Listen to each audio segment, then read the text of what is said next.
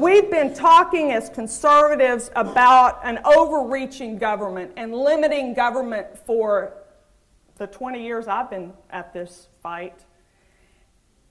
And so as I determined last February to get in this race, and it took us about 3 months. There was discussion in the Medina home for about 3 months about whether or not I was going to get in, how big of a battle it was. But once the bit's set, for me, I'm pretty much, Penny Freeman is my campaign manager. Penny's here tonight, and one of our first meetings was at KERA's on Kirby, right here in Houston, and some of you here tonight were there that evening, and someone said, well, Deborah, why haven't you done ... and they had a whole bunch of things that they thought I should have already accomplished, and she said, let me tell you something about that woman. I've been watching her for 15 years. When she comes out of that gate, her butt will be firmly in that saddle, and she will be headed down that track.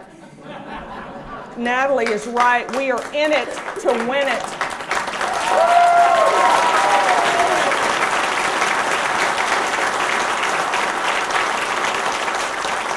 This is not about putting a feather in my hat.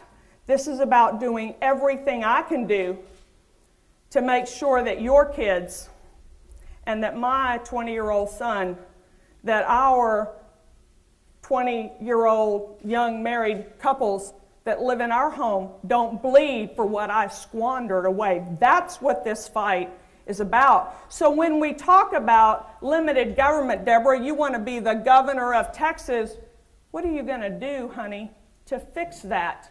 Because we've been giving it lip service, and we are no more free today, and we sure don't have more limited government. Don't be deceived that Texas has a balanced budget. We were $12 billion in debt in 2000. We have $31 billion of debt today. If we do not take on another dime of debt in Texas, we will get out of debt in 2047. Don't be deceived, Texas, when your governor today says he wants a constitutional amendment to limit government spending. Where was he in January? Did you not know we just had a session, sir? This was your fourth one, I think. Republicans in Texas have been calling for constitutional limits on spending for years. And now you decide you want a constitutional amendment? There's an election coming. This is theatrical performance for an election. It is not a commitment to fight for Texas. So what does that look like, limited government, and how do we get it back? And those who ignore history are doomed to repeat it. So how about we go back and we look at how we got here? Jefferson, even before that, read the papers. They argued, we don't want a federal government. It will become powerful. We like these independent states.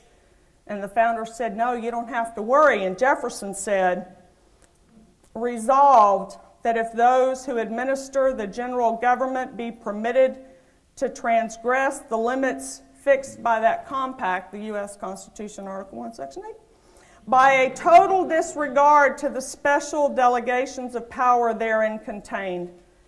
Have you seen in your lifetime a total disregard for the special delegations? That the states who formed that instrument, that U.S. Constitution, the states being sovereign and independent, have the unquestionable right to judge of the infraction. It's ours, Texas, to tell Washington, D.C. when they violate the terms of this contract. And that a nullification by those sovereignties, those states, of all unauthorized acts done under color of that instrument is the rightful remedy. I was born in 1962 in Beeville, Texas. I've been paying attention to politics for a long time. I don't think I've ever seen a nullification action in Texas. We've had Republican conservative leadership statewide since 1996. That's 13 years.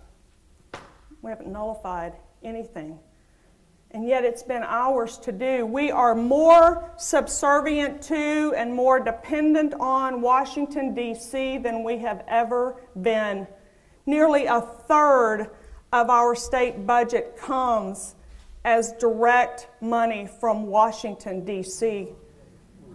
When we start to talk about limited government and state sovereignty, how do we get there? That's what I want to talk about tonight. You've all gotten it now.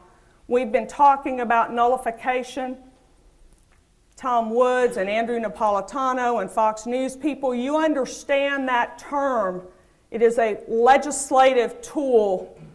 The state legislature nullifies unconstitutional action. I had a state representative in Oklahoma say we're not going to call them law because laws are legal. They take unconstitutional action in Washington. When they take unconstitutional action in Washington, D.C., it's null and void. It doesn't have the power and effect of law. You don't have the authority to do that. That is not law. We will not recognize it as law in this state. 10 other states have already drafted nullification language against health care. They saw it. They don't have to wait for the president to sign the bill. They know what's working through. They're working to nullify it already. Governors interpose when they say that unconstitutional action that you've taken will not be regulated in our state. We don't care what Washington says about truck emissions or tire pressure or whatever else on our highways. If Texas needs to regulate automobiles on our highways, Texas will regulate it, and the Texas Department of Public Safety will enforce Texas law.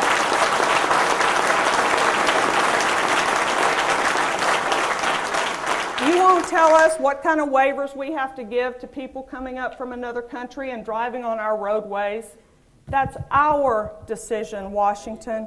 And we will begin to exercise that authority. Let's put some teeth in our words and begin to walk our talk and do what we say. So if we begin to nullify, and many of you ask me, Debra, where do we start? We pick every battle we'll have our resources so spread out we will accomplish nothing. Where do we start? And we were in a meeting with a congressman recently who suggested, because I've been talking about getting Washington out of agriculture and energy and healthcare and education, and he said you might put the EPA under your microscope. Yeah. Because some of you may have noticed there's a little energy industry in Texas, and the EPA says a lot about how they behave. And there's also a little ag industry in Texas, and the EPA has a lot to say about how they behave and produce. And so when we put that collective wisdom of assembled men, capable, able litigators from the Texas Attorney General's office, when we focus their energy on the Environmental Protection Agency and say, get that monster out of Texas, we will get it out of Texas. Find a way. I made several calls now to the Texas Attorney General's office, and on the first call, the very able litigator said to me, honey, that's good campaign speech. Get you a lot of applause. But the reality is we have 150 years of case law that says the federal government, what Mac gets to tell us, right? We can't challenge what the federal government says. And I said, when did they repeal the 10th Amendment? When the case law is bad, you go to court and you get the case law reversed. We challenge those things. I called him back a couple weeks later and said, would you look at that Prince Mac case? And he did, and he said, you know, that looks like it might be spot on for this fight.